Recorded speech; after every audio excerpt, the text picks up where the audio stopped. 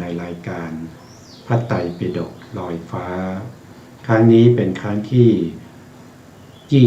22 ในเรื่องของสติปัฏฐาน 4 ซึ่งเราก็นำเนื้อหามาจากพระสุตตันตปิฎกมัชฌิมนิกาย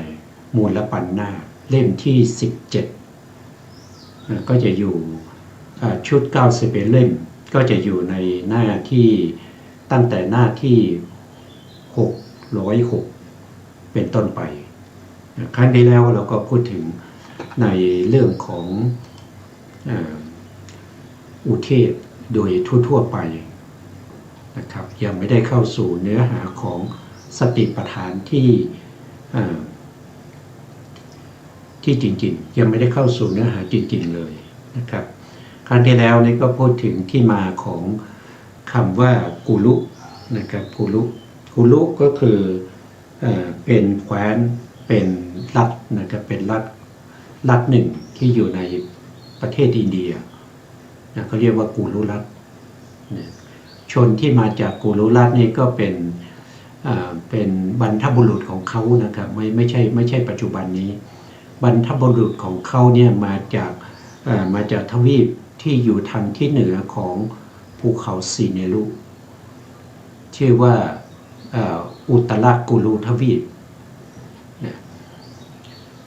มาได้อย่างไรนะครับมาเมื่อพระพุทธเจ้าของเราเนี่ยยังเป็นพระโพธิสัตว์อยู่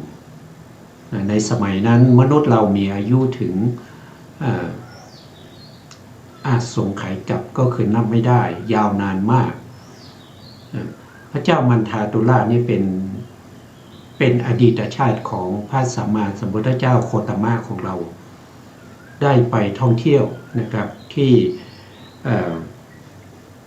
อุตรกุลุทวีปชนในอุตรกุลุทวีปนี้ก็อาศัยมากับยานซึ่งเป็นจักรของพระเจ้าจักรพรรดิมันทาตุลาแล้วก็มาอาศัยอยู่ในชมพูทวีปในประเทศอินเดียนั่นเป็นที่มานะครับแล้วก็พูดถึงในเรื่องของหมู่บ้านที่ชื่อว่ากัมมาสัทธัมมะนะครับกัมมาสัทธัมมะนี่ก็มีสองในด้วยกันนะครับที่มาเนี่ยก็คือหนึ่งก็คือเป็นที่มีพระราชาที่ชื่อว่ากุลุรัตท่านชื่อว่ากุลูนะครับกุลูท่านก็จะอยู่แถวๆนั้นนะครับก็จะอยู่แถวๆนั้นแล้วก็อีกในหนึ่งน่าจะมีในเดียวเนี่ยผมอาจจะสับสนไปนิดก็พูดถึงว่าทำไมชื่อว่ากัมมาสัทธัมมะก็เพราะว่าเป็นที่พระเจ้าโพลิสัตพระเจ้าโพลิสัตนี่เป็นมนุษย์กินคนนะครับแล้วก็จับมนุษย์มาได้แล้วก็แบ่งมนุษย์นั้นหนีมาทางนี้แล้วก็มีหน่วยอารักขาของเกวียนนั้นตามมานะครับตามมาหลายคนนะเป็น50-60 คนทุกคนก็มีอาวุธพร้อมความชำนาญเป็นประเภทที่ว่าถ้าปัจจุบันนี้ก็คือหน่วยคุ้มกันนะครับตามมาพอตามมามนุษย์กินคนก็วิ่งหนีแล้วก็แบ่งมนุษย์นะแบ่งหัวหน้าของพวกที่ไปค้าขายนะครับเป็นหัวหน้ากองเกวียนเพื่อจะเอาไปเป็นอาหารพอมาถึงจุดนี้ก็สะดุดเข้ากับตอไม้นะเท้าไปสะดุดเข้าตอไม้เพราะนั้นเวลาไปสะดุดเข้ากับตอไม้ก็ทำให้เท้าเนี่ยแตกได้รับบาดเจ็บนะก็เลยเอาชีวิตรอดโดยการทิ้งหัวหน้ากองเกวียนไว้นะแล้วก็หนีไปนะครับหนีไปที่ใต้ต้นไม้ที่มีเทวดาอาศัยอยู่นะก็ไปอธิษฐานตรงนั้นขอให้เทวดาช่วยนะครับแล้วเขาก็จะไปจับเอา ระราชา101เมืองมาเป็นเครื่องเส้นนะครับหลังจากนั้นนี่เขาก็พักอยู่ตรงนั้นจนหายนะหายแล้วเท้าเขาเนี่ยก็จะมีรอยนะครับเป็นแผลเป็นนะเป็นรอยเป็นพระบาทด่างนะครับที่ท่านได้พูดถึงครั้งที่แล้วนะอันนี้ก็เป็นที่มาของชื่อเมืองนะครับเพราะว่าพระเจ้าโพลิสัตซึ่งเป็นมนุษย์กินคนเนี่ยได้ไปทำกรรมไว้ตรงนั้นคือไปจับเอามนุษย์เพื่อจะเอาไปฆ่าเป็นอาหารเราก็ถึงตรงที่พูดถึงนะครับวันนี้เราก็มาต่อนะครับเราก็มาต่อจากครั้งที่แล้วนะครับตรงนี้ท่านก็ถามว่าพระมหากษัตริย์เนี่ยถามว่าอยู่ในชาดกไหนนะครับในที่นี้นี่ท่านก็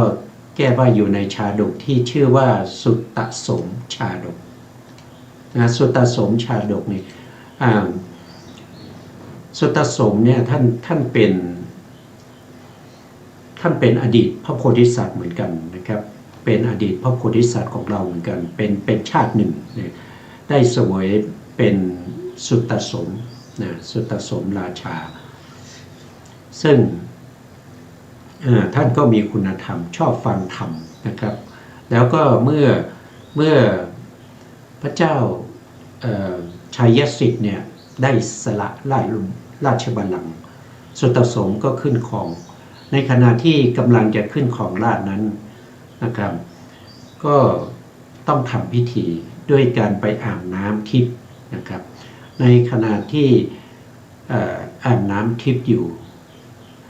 ก็ถูกมนุษย์กินคนเนี่ยมันดักรออยู่นะครับแล้วก็ได้ชิงเอาตัวพระเจ้าสุตตสมไปพระเจ้าสุตตสมก็บอกว่าขอให้โพธิสัตว์นี่ปล่อยไปก่อนแล้วก็จะกลับมานะครับเพราะว่าที่ยังติดค้าง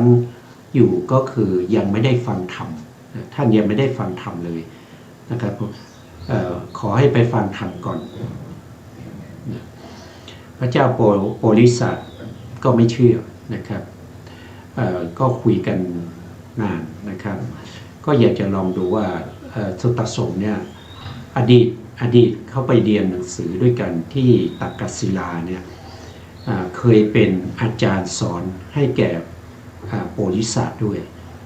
เคยเป็นอาจารย์สอนโพธิสัตว์ในเรื่องของวิชาการต่อสู้อะไรพวกนี้นะครับแล้วโพธิสัตว์ก็จะลองใจก็ปล่อยพระเจ้าสุตตสมไปพระเจ้าสุตตสมก็กลับไปนะครับแล้วก็ทำพิธีอะไรเสร็จนะครับแล้วก็ไปฟังธรรมนะฟังธรรมเสร็จก็มาหาพระเจ้าโพธิสัตว์พระเจ้าโพธิสัตว์ก็นับถือว่าสุตตสมเนี่ยรู้ว่าจะตายอยู่แล้วก็ยังมานะก็เลยพระสุตตสมก็แสดงธรรมให้ฟังโพธิสัตว์ก็ถูกนะรายละเอียดของธรรมเนี่ยท่านสามารถที่จะไปศึกษาได้นะครับเพราะผมจะมีในชาดกนะในชาดกมหาสุตตสมนะซึ่งจะอยู่ในเล่มที่อยู่ในเล่มที่62เล่มที่62ชาดกเล่มที่62หน้าที่617หน้าที่617ก็จะพูดถึงเรื่องของพระเจ้าสุตตสมแล้วก็พูดถึงโพธิสัตว์นะครับแต่ถ้าใครสนใจที่จะศึกษาในเรื่องของชยทิพย์ชาดกก็ศึกษาได้ในเล่มที่61นะเล่มที่61เดี๋ยวจะอยู่ในชุด91เล่มนะเขาพวกเป็นชาดกนะครับเขาบอกว่าเล่มที่3ภาคที่ หน้า340อันนี้ก็เป็นชัยสิทธิชาดกนะครับอันนี้ก็ไปศึกษาได้นะครับเพิ่มเติมนะครับจากนี้ตรงนี้เราจะให้รู้คร่าวๆว่าที่พระพุทธองค์ไปพักอยู่ที่เมืองกัมมาสัทธมะเนี่ยมีประวัติเป็นมาอย่างไรแค่นั้นเองนะครับแล้วก็ลัทธิที่พระพุทธองค์ไปแสดงในเรื่องของสติปัฏฐานสี่ก็คือกูรุลัทธินะครับมาอย่างไงเป็นมาอย่างไงแค่นั้นเองนะครับอันนี้เราก็จะผ่านไปนะครับเพราะว่ามันก็จะว่าเกี่ยวข้องก็เกี่ยวข้องนะครับเกี่ยวข้องในฐานะที่ว่าพระพุทธองค์เนี่ยทำไมไปแสดงสติปัฏฐานสูตรที่เมืองกัมมาสัทธมะให้แก่ชาวกูรุลัทธิกูรุลัทธิอย่างนี้ก็เกี่ยวข้องกันนะเพียงแต่พูดถึงความเป็นมาของเมืองนั้นว่านะครับเพราะอะไรพระพุทธองค์ไปแสดงตรงนั้นนะครับเดี๋ยวเราก็จะได้ดูในพระสูตรต่อไปนะครับต่อไปนะครับเราก็จะดูที่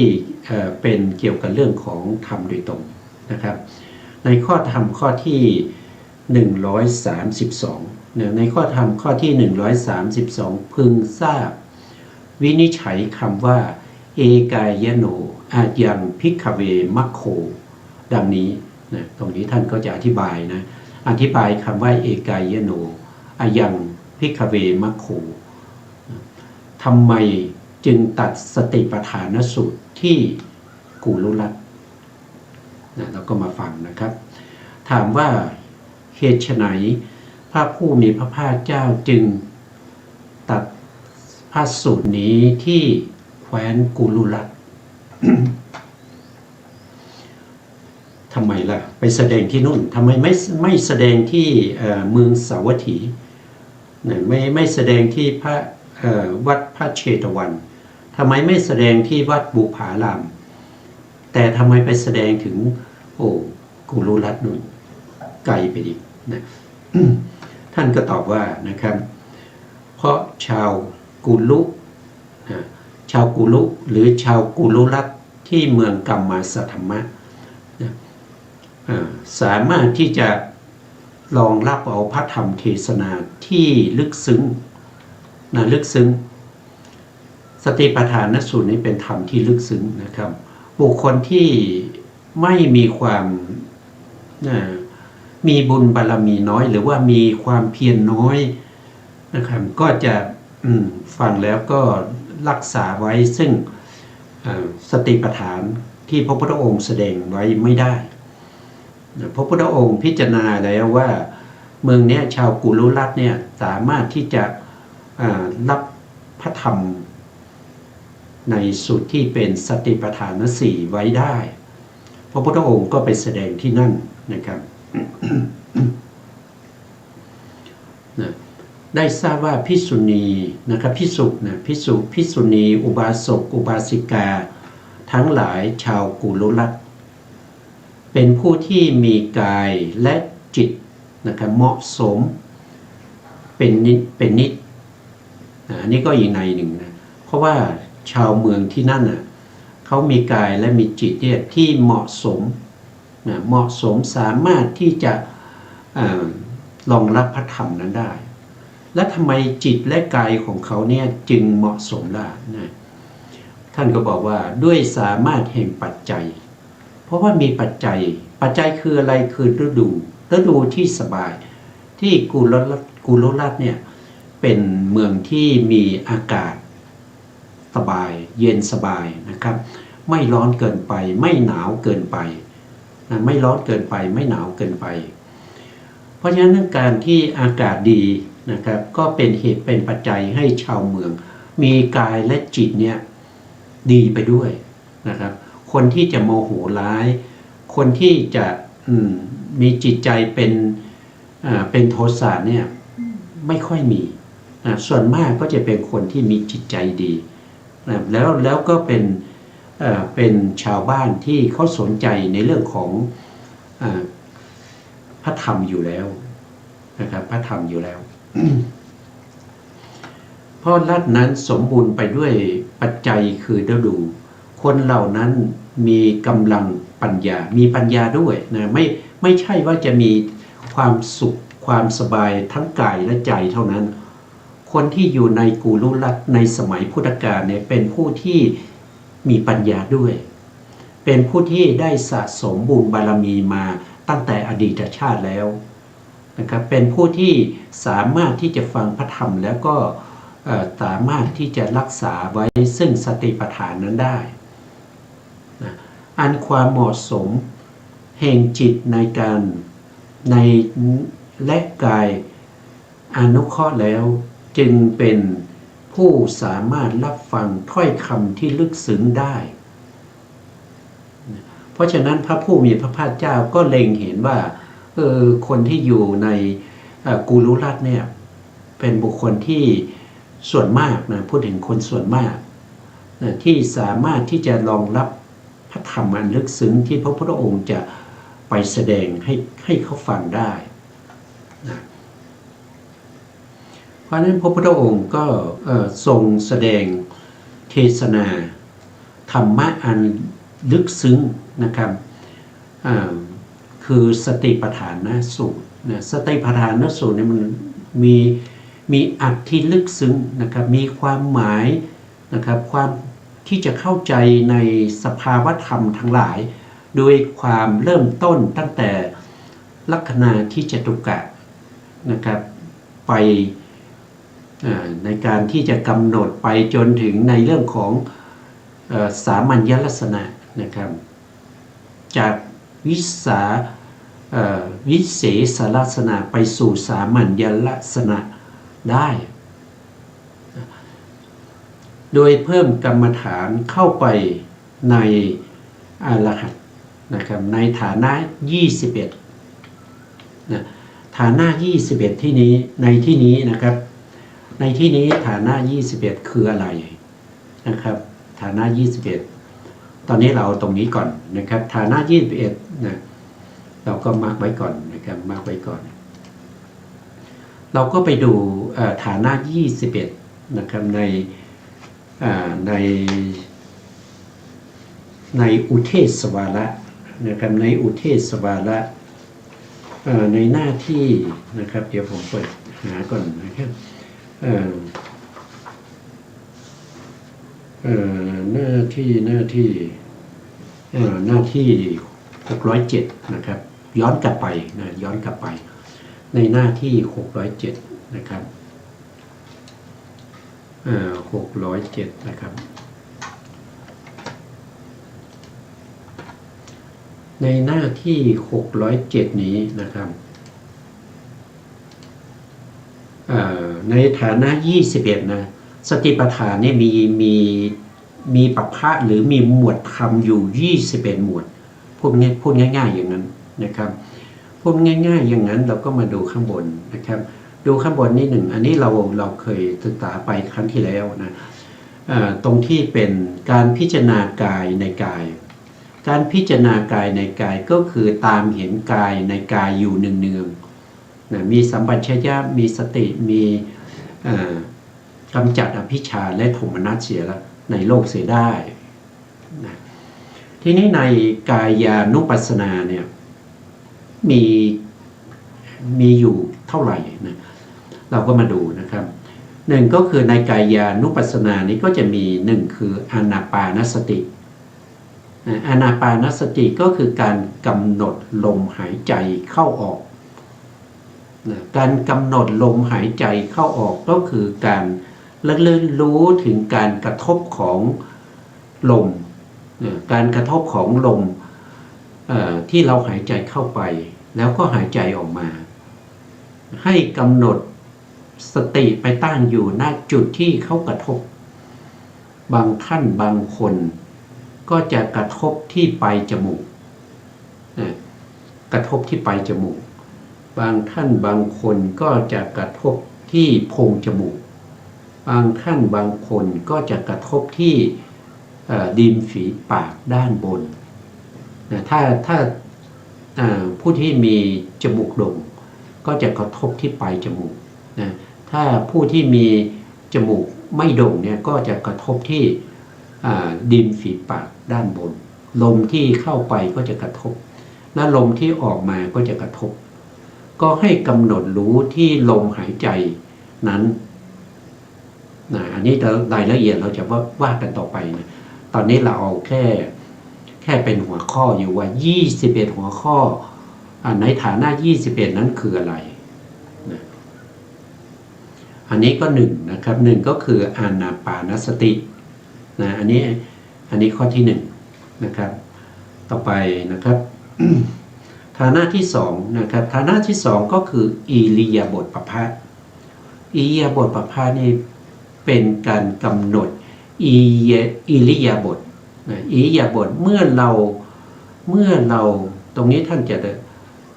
จะเอาเดินก่อนนะครับ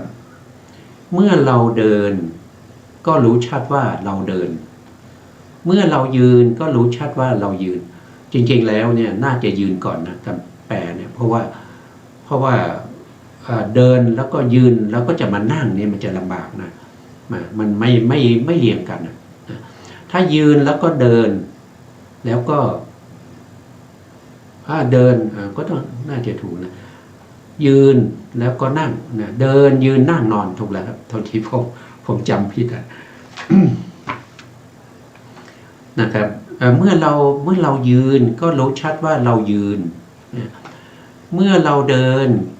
ก็รู้ชัดว่าเราเดินนะเมื่อเรานั่งก็รู้ชัดว่าเรานั่งนะครับก็จะเป็นอย่างนี้อันนี้เขาเรียกว่าเป็นอิริยาบถนะอิริยาบถนี้ก็เป็นฐานะที่2นะอิริยาบถปภะนะเป็นฐานะที่2ก็จำไว้นะครับว่ามีเท่าไหร่นะต่อไปก็จะเป็นสัมปัชชัยปภะอันนี้เป็นฐานะที่3สัมปัชชัยปภะนี่คือท่านโดยส่วนมากเขาก็แปลว่ารู้ตัวทั่วพร้อมนะรู้ตัวทั่วพร้อมแต่ถ้าเราศึกษาตรงนี้เราก็จะเห็นได้ว่าเป็นการกำหนดอิริยาบถย่อยนะครับคือท่านบอกว่านะครับภิกษุทั้งหลายภิกษุเป็นผู้ทำสัมปชัญญะในการก้าวไปถอยหลังนะก้าวไปและถอยหลังอันนี้คือก้าวไปข้างหน้าก็รู้ถอยมาข้างหลังก็รู้นะครับรู้ยังไงก็รู้ลักษณะที่จตุกะของการก้าวไปยังไงเวลาก้าวไปใช่ไหมครับเราก็จะต้องรู้ว่าอิริยาบถของเราในการก้าวขาเนี่ยขาที่สามารถยกขึ้นได้เนี่ยขานั้นก็จะมีความเบาเกิดจากธาตุไฟกับธาตุลมนะแล้วก็จะเห็นว่าขาที่ยกขึ้นได้เนี่ยมันจะเป็นขาที่ไม่ตึงเป็นขาที่หย่อนนะครับเอ็นนะครับหรือว่ากล้ามเนื้อทั้งหลายเนี่ยจะไม่เก่งนะจะไม่เก่งมันก็สามารถยกขาขึ้นได้แต่ขาที่วางอยู่กับพื้น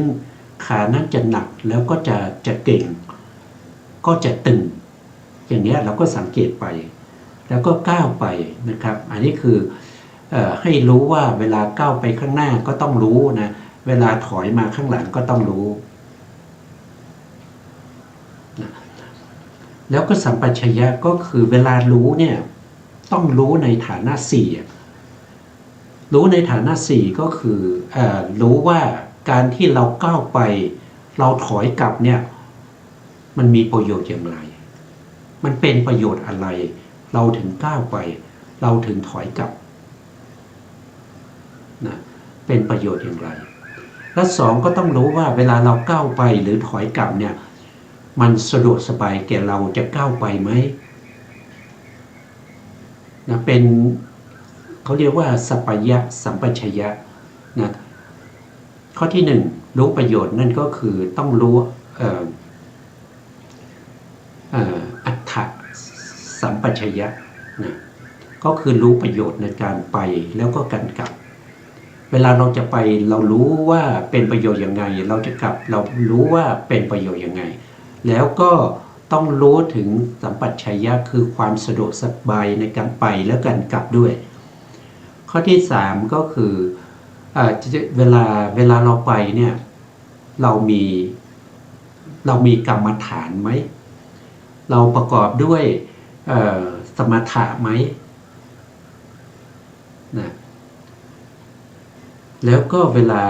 ข้อที่4ก็เวลาไปเวลากลับเนี่ยเรารู้ถึงว่าสภาวะธรรมเหล่านี้ไม่ใช่สัตว์ไม่ใช่บุคคลเป็นแต่สภาวะเป็นแต่ธาตุนะครับก็คือเป็นวิปัสสนานะก็จะต้องรู้ในฐานะ4รู้ว่ามีประโยชน์หรือไม่ในการไปการกลับ2ก็คือไปกลับเนี่ยสบายไหมสะดวกสบายไหมอันที่3ก็ต้องเอากรรมฐานไปด้วยเอากรรมฐานกลับมาด้วย4ก็ต้องเข้าใจในเรื่องของสัจธรรมทั้งหลายนะครับอันนี้เรียกว่าเป็นสัมปชัญญะในฐานทั้ง7นะฐานทั้ง7ของสัมปชัญญะบัพพะเนี่ยก็คือได้แก่1คือก้าวไปข้างหน้าถอยไปข้างหลังอันนี้เป็นฐานที่1นะ2ก็คือในการมองนะครับมองเหลียวซ้ายแลขวามองไปข้างหน้าเหลียวซ้ายแลขวามองตรงมองอะไรพวกนี้ก็ต้องกำหนดรู้ด้วยฐานะ4นะรู้ว่าเป็นประโยชน์ไหมในการมองนะรู้ว่ามองไปแล้วทำให้กรรมฐานที่มีอยู่นั้นมันเสื่อมไหมมองแล้วสะดวกสบายไหมเดี๋ยวดูได้ดีไหมมีกรรมฐานประกอบอยู่หรือเปล่านะเป็นไปในสัจธรรมไหมอันนี้ก็ต้องรู้นะครับฐานะที่3ก็คือเวลาคู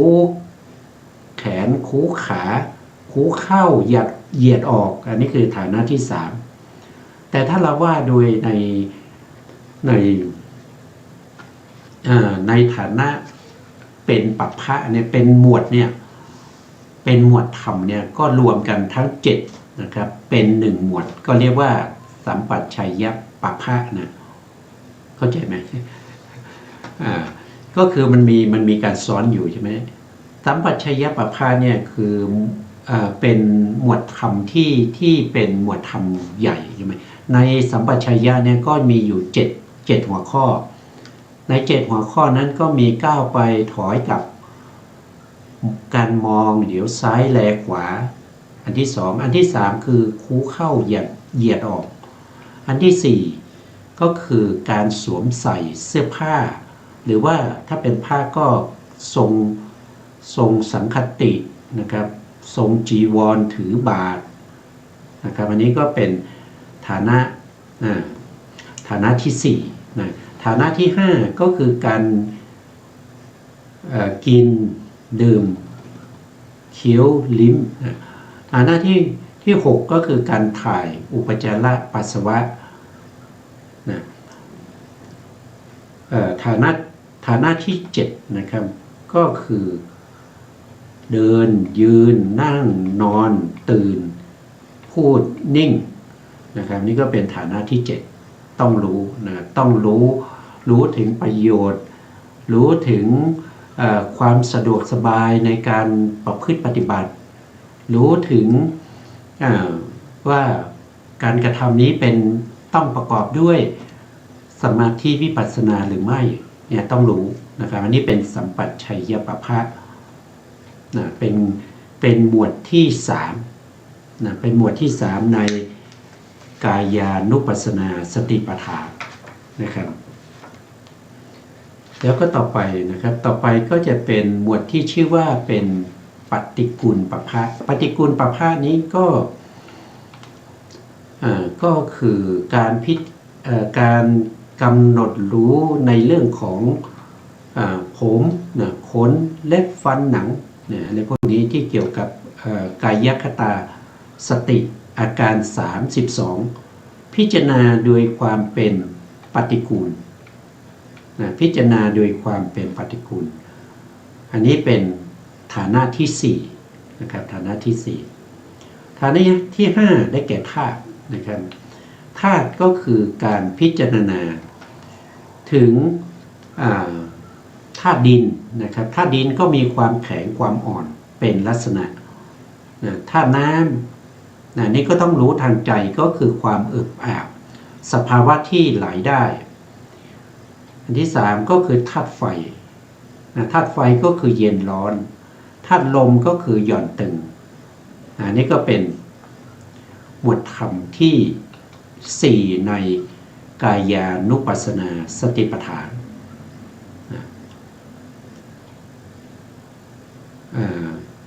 หมวดธรรมที่5ปฏิกูลน่าจะ1ก็คือทวนใหม่นะครับ1ก็คืออานาปานสติ2ก็คืออิริยาบถ3ก็คือสัมปชัญญะ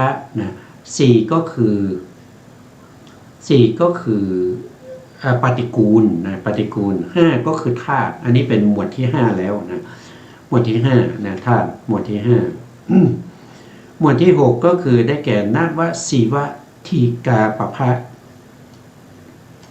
อันนี้คือหมวดที่5ในหมวดที่5เนี่ยท่านแยกออกนะครับตรงนี้ก็แยกออกเป็น9หมวดด้วยกันนวะ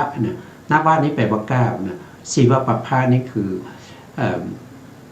สีวทีกาปภะอันนี้ก็เกี่ยวกับเรื่องของซากศพเรื่องของป่าช้า9นะครับป่าช้า9อันนี้คือป่าช้า9ก็คือพิจารณาตั้งแต่ซากศพที่ตายได้1วัน2วันอะไรพวกนี้นะครับตายได้1วัน2วันเนี่ยนะครับอันนี้ก็จะมีอยู่ทั้งหมด9นะครับแล้วก็บวกกับที่เราพูดถึงมาแล้ว5ใช่ไหมครับ5หมวดด้วยกันนะครับ5หมวดก็มีอานาปานสติอิริยาบถใหญ่อิริยาบถย่อยนะครับแล้วก็ปฏิกูลมนสิการก็คือกายคตาสติแล้วก็มีธาตุ5คือธาตุ6 7 8 9นะครับไปจนถึง14เรียกว่าเป็นเรื่องของป่าช้าป่าช้า9ป่าช้า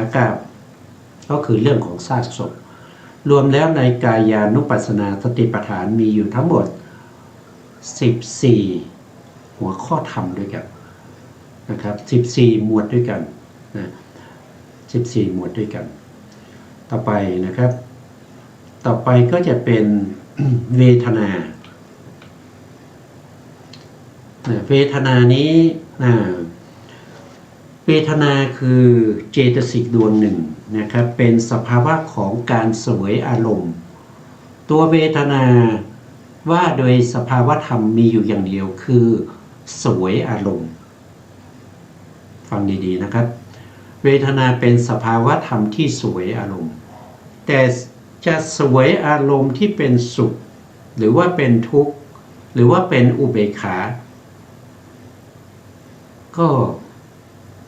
เป็นสภาวะของเวทนาเสวยอารมณ์เท่านั้นตัวเวทนาเสวยอารมณ์นั่นคือตัวสุขตัวความสุขความทุกข์แล้วก็อุเบกขาเนี่ยจริงๆแล้วไม่ใช่เวทนานะเพียงแต่เขาเป็นอารมณ์ให้แก่เวทนาเท่านั้นเองเป็นเพียงแต่อารมณ์ของเวทนาตัวเวทนามีหน้าที่ไปเสวยมีหน้าที่ไปเสพอารมณ์เหล่านี้เพราะฉะนั้นพระพุทธองค์ก็จัดเวทนาอยู่แค่1บัพพะนะครับถึงแม้ว่าเวทนาที่แสดงเป็นข้อย่อยๆออกไปได้ถึง9ข้อด้วยกัน เสวยเวทนาที่เป็นสุขก็รู้ชัดว่าเราเสวยเวทนาที่เป็นสุขใช่ไหมครับเราเสวยเวทนาที่เป็นทุกข์ก็รู้ชัดว่าเราเสวยเวทนาที่เป็นทุกข์เสวยเวทนาที่เป็นไม่ทุกข์ไม่สุขเป็นอุเบกขาเราก็รู้ชัดว่าเสวยเวทนาที่ไม่สุขไม่ทุกข์เป็นอุเบกขาแล้วก็ไปเสวยเวทนาที่มีอามิตรเสวยเวทนาที่มีอามิตรเสวยเวทนาที่ไม่มีอามิตรอีกอย่างละ3เวทนาที่มีอามิตรก็คือสุขเวทนามีอามิตรทุกขเวทนามีอามิตรอุเบกขาเวทนามีอามิตรมีอามิตรก็คือเป็นไปในกามคุณทั้ง5นะครับเห็นแล้วก็ดีใจได้ยินแล้วก็ดีใจอย่างเงี้ยนะเห็นแล้วก็ไม่ชอบใจเห็นแล้วก็เฉยๆอย่างเงี้ยเกี่ยวกับกามคุณอารมณ์อันนี้เรียกว่ามีอามิตรแต่ถ้าไปเสวยอารมณ์ที่เป็นสุขในฌานเช่นปฐมฌานเนี่ยปฐมฌานเป็นต้นนะปฐมฌานทุติยฌานตติยฌานอย่างนี้เวลาไปเสวยที่เป็นโสมนัสก็เป็นสุขก็เรียกว่าเป็นสุขเวทนาที่ไม่มีอามิตรเวลาฌานเกิดไปฌานที่4หรือในอภิธรรมฌาน5ก็เป็นเวทนาเป็นอุเบกขาในการเสวยเวทนาที่ไม่มีอามิตรที่เป็นอุเบกขาก็คือฌาน4หรือฌาน5อันนี้ก็เป็นไม่มีอามิตรแล้วที่มีที่ไม่มีอามิตรที่เป็นทุกข์นั่นอยู่ตรงไหน ที่ไม่มีอามิตรใช่ไหมครับเป็นทุกข์ก็เนื่องจากบุคคลนั้นเคยได้ฌานมาแล้วก็เป็นผู้ที่เข้าออกฌานอยู่บ่อยๆนะครับแต่ตอนหลังมาเนี่ยท่านไม่ได้เข้าฌานนะแล้วก็ฌานนั้นเสื่อมท่านเข้าฌานไม่ได้เมื่อท่านลึกถึงฌานก็เข้าฌานไม่ได้พอเข้าฌานไม่ได้เวทนานั้นก็จะเป็นทุกข์อันนั้นเรียกว่าเป็นเสวยเวทนาที่เป็นทุกข์แต่ไม่มีอามิตรอย่างนี้รวมแล้วก็จะมีอยู่9อย่างแต่ทั้งหมดทั้งนี้ก็คือองค์ธรรมคือเวทนาตัวเดียวเวทนาเป็นผู้เสวยเพราะฉะนั้นก็จัดอยู่ในฐานะเดียวเท่านั้นเวทนาเมื่อไปบวกกับกายานุปัสสนาสติปัฏฐานกายานุปัสสนาสติปัฏฐานนี้มีอยู่ทั้งหมด14ฐานะที่เราผ่านมารวมก็เป็น15รวมเข้าไปก็เป็น15นะครับต่อมาก็ในเรื่องของจิตตานะครับจิตตานุปัสสนาสติปัฏฐานจิตตานุปัสสนาสติปัฏฐานเนี่ยถ้าว่าโดยตัวองค์ธรรมก็คือได้แก่จิตตัวเดียวเท่านั้นเองนะจิตตัวเดียวเท่านั้นเองจิตมีสภาวะเดียวเท่านั้นทั้งหมดเลยไม่ว่าจะเป็นว่าโดยย่อ89ว่าโดยพิสดาร121ก็มีสภาวะเดียวนั่นก็คือวิชานันนลักขณังมีการรู้อารมณ์เป็นลักษณะถึงแม้ว่าจิตนั้นจะมีราคะหรือว่าจิตนั้นไม่มีราคะจิตนั้นมีโทสะจิตนั้นมีโทสะจิตนั้นไม่มีโทสะจิตนั้นมีโมหะจิตนั้นไม่มีโมหะก็ตามรวมแล้วในจิตตานุปัสสนาสติปัฏฐานเนี่ยแยกเป็นข้อย่อยๆในนี้ในจิตตานุปัสสนาสติปัฏฐานได้16ข้อด้วยกันแต่ใน16ข้อทั้งหมดนั้นองค์ธรรมเขาได้แก่ตัวจิตนะได้แก่ตัวจิตเพราะฉะนั้นจิตทั้ง16ข้อในจิตตานุปัสสนาสติปัฏฐานนี้ก็นับแค่1ฐานะเท่านั้นเองก็คือจิตนะก็คือจิตรวมกับที่เราหามานะครับในกายานุปัสสนาสติปัฏฐานมี14ในเวทนามี1 ก็เป็น15แล้วก็บวกกับจิตตานุปัสสนาอีก1ก็เป็น16ฐานะมีละ16ฐานะนะครับต่อไปเราก็ไปดูธรรมานุปัสสนาสติปัฏฐานธรรมานุปัสสนาสติปัฏฐานเนี่ยถ้าว่าโดยองค์ธรรมเนี่ยก็มีมากนะครับถ้าว่าโดยขันธ์เนี่ยมีอยู่2ขันธ์ขันธ์ที่1ก็คือสัญญาขันธ์ขันธ์ที่2ก็คือสังขารขันธ์ในสังขารขันธ์เนี่ยก็จะมีเจตสิกอยู่ถึง50ดวงด้วยกันในเจตสิก50ดวงก็มีสภาวะของตัวเองโดยเฉพาะไม่เหมือนกันนะครับอย่างเช่นผัสสะเนี่ยมีลักษณะของการกระทบอย่างเงี้ยผัสสะนะครับเวทนาเป็นเวทนาขันธ์ผ่านไปแล้วใช่ไหมครับเวทนาขันธ์ต่อมาก็คือสัญญานะครับสัญญาก็มีสภาวะจำอารมณ์อย่างเงี้ยสัญญาใช่ไหมครับผัสสะเวทนาสัญญาเจตนาก็มีความจงใจเป็นลักษณะความตั้งใจใส่ใจนะครับเจตนาแล้วก็มีชีวิตินทรีย์มนสิการเอกคตาอย่างเงี้ย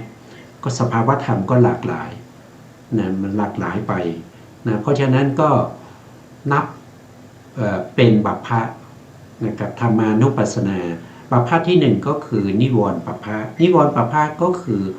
สภาวธรรมที่กั้นความดีนะครับปิดกั้นความดีมีอยู่5อย่างนะครับนิวรณ์ก็มีนิวรณ์5นี่มีกรรมฉันทานิวรณ์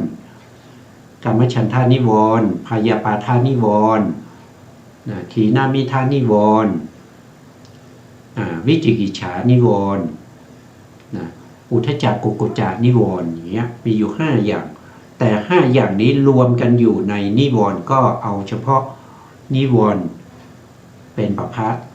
1จากนิวรณ์ไปก็จะเป็นอะไรนะครับเป็นขันธปภะนะครับขันธปภะเนี่ยก็พูดถึงอุปทานขันธ์5อุปทานขันธ์5ก็คือขันธ์5ที่เราเข้าไปยึดติดนะครับก็มีรูปขันธ์เวทนาขันธ์สัญญาขันธ์สังขารขันธ์เนี่ยที่เราไปยึดติดเป็นอารมณ์ว่าของเรานั่นเป็นของเราเป็นนั่นเป็นอัตตาของเราอย่างเงี้ยเราเข้าไปยึดติดว่าสิ่งเหล่านั้นเป็นเราอันนี้ก็ได้อีกหนึ่งประภาคนะครับรวมทั้งขันธ์5ทั้งหมดที่เรายึดติดนั้นเป็น1นะครับก็เป็น1ประภาคในธรรมานุปัสสนาสติปัฏฐานเราได้2ประภาคแล้วนะได้นิวรณ์1นิวรณ์ประภาค1นะครับแล้วก็ขันธประภาคอีก1เป็น2แล้วนะยังไม่ได้เป็นรวมกับของเดิมนะต่อไปประภาคที่3นะครับประภาคที่3ก็คืออายตนะประภาคอายตนะประภาคนี้ก็พูดถึงอายตนะภายในสลายตนะก็คืออายตนะภายในก็คือมีตามีหูมีจมูกมีลิ้นมีกายแล้วก็มีใจมีอยู่6อย่างเรียกว่าอายตนะภายในแต่รวมกันทั้งหมดก็เรียกว่า1ประภาคก็คืออายตนะประภาคเราได้3แล้วนะครับในธรรมานุปัสสนาได้มา3แล้วอะไรบ้างนะครับนิวรณ์1แล้วก็ขันธปภาคอีก1อายตนะปภาคอีก1นะครับต่อไปดูต่อไปนะครับต่อไปก็จะเป็นโพชฌงค์ปภาคประภาคที่4เรียกว่าโพชฌงค์ปภาคโพชฌงค์ปภาคก็จะมีอยู่7นะครับ7อย่างก็มีสติสัมโพชฌงค์ธรรมวิจยะสัมโพชฌงค์วิริยะสัมโพชฌงค์ปัสสัทธิสัมโพชฌงค์ปิติสัมโพชฌงค์สมาธิสัมโพชฌงค์อุเบกขาสัมโพชฌงค์นะครับก็จะมีอยู่7แต่7อย่างนี้ก็รวมเป็นอย่างเดียวก็คือโพชฌงคปภะในธรรมานุปัสสนาเราได้มา4แล้วมีอะไรบ้างนะครับมีนิวรณ์1มีขันธ์1มีอายตนะ1 แล้วก็มีโพชฌงค์อีกหนึ่งรวมเป็นสี่แล้วนะรวมเป็นสี่แล้วเราก็ดูต่อไปนะดูต่อมาท่านก็บอกว่าเป็นสัจจะปัปพะสัจจะปัปพะเนี่ยท่านพูดถึงอริยสัจสี่อริยสัจสี่ก็มีอยู่สี่ใช่ไหมครับมีทุกขอริยสัจทุกขสมุทัยอริยสัจทุกขนิโรธอริยสัจทุกขนิโรธคามินีปฏิปทาอริยสัจก็จะมีสี่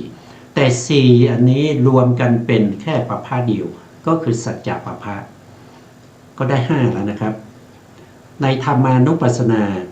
สติปัฏฐานมีอยู่ห้าปัปพะนะเพราะมีหลากหลายนะดูต่อไปนะครับมีอีกหรือเปล่านะครับก็ดูต่อไปเรื่อยๆนะครับน่าจะไม่มีแล้วนะน่าจะไม่มีแล้วนะเพราะฉะนั้นเนี่ยถ้ารวมกันแล้วเนี่ยนะครับ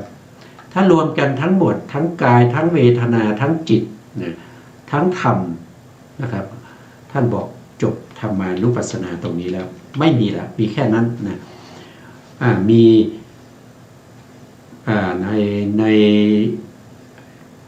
สติปัฏฐานสี่รวมกันทั้งหมดเนี่ย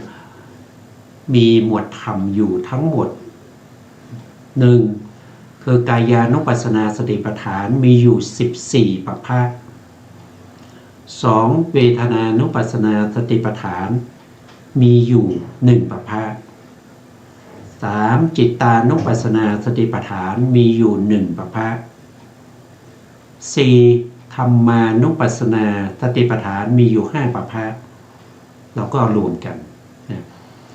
14บวก1ก็เป็น15บวกอีก1ก็เป็น16บวกธรรมานุปัสสนาสติปัฏฐานอีก5ปัปพะ16บวก5ก็เป็น21ปัปพะนะครับก็เป็น21ปัปพะในหน้าที่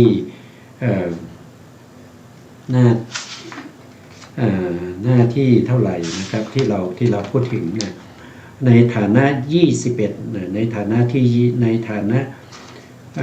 21นะครับตรงนี้ก็เราก็ต้องบางครั้งเนี่ยก็น่าจะ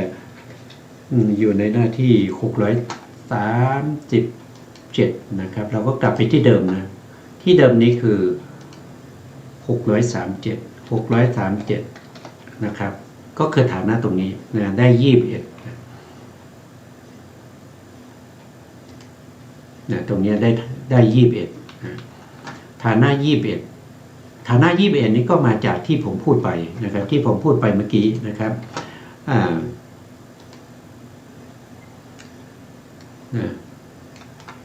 แล้วก็ท่านก็มีท่านอุปมาตรงนี้นะครับว่าเหมือนกับบุรุษที่ได้พระอบทองคำนะครับท่านก็จะบรรจุสิ่งที่ท่านชอบ